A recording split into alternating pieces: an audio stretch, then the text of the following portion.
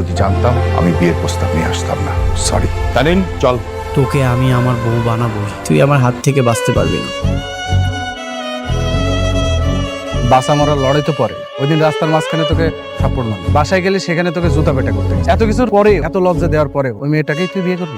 আমি ওই মেয়েটাকেই বিয়ে করবো। ওকে আমি এমন শিক্ষা দিব মৃত্যুর আগ পর্যন্ত মনে রাখবে। বিয়ে তো পরের কথা, ও তো রাজিই হচ্ছে না। তাহলে শিক্ষাটা দিবি কিভাবে? ওরা আমাকে বিয়েটা করতেই হবে। যদি সোজা কথায় কাজ না হয় তাহলে আঙুল বাঁকা করে দিই, শুধু আসলে সবকিছু ফেরত দেবে। ঠিক আছে। অনেক লেট করে ফেলছি, রাখেন রাখেন রাখেন রাখেন। এমনিতেই দেরি হয়ে গেল। হায় হায় রে ভাইয়া, আমার তো দেরি হয়ে গেল। মায়া কোথায়? মায়া তো আজকে স্কুলে আসে নাই। কি বলেন, স্কুলে আসে নাই? ওর তো আজকে একা একাই স্কুলে আসার কথা। তাহলে আমার বোনটা গেল কই? আপা টেনশন নিয়ে না, দেখেন কোনো বান্ধবীর বাসায় গেছেন।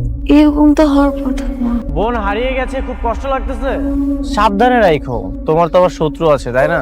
তার মানে আপনি আমার মায়াকে লুকিয়ে রেখেছেন? কোথায় লুকিয়ে রেখেছেন মায়াকে? তোমার বোন কোথায় আছে কে জানে, আমি তো জানি না। তুমি তো অনেক সাহসী প্রতিবাদী না। ঠিক আছে, তুমি তাহলে তোমার বোনকে উদ্ধার করো, চল। হ্যালো বাবা।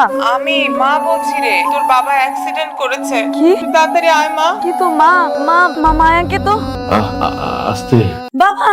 ইস, হাত পা কি করেছো? অনেক ব্যথা পেয়েছো? তুমি কি করো বলো তো? রাস্তাঘাটে একটু সাবধানে দেখে হাঁটবা না? সাবধানে তো ছিলাম, হঠাৎ করে একটা গাড়ি এসে পেছন থেকে ধাক্কা দেয়, আমার মাথায় কাজ করছিল না। জানিস মা, আমার কেন যেন মনে হচ্ছে কেউ উদ্দেশ্য প্রণোদিত ভাবে কাজটা করেছে।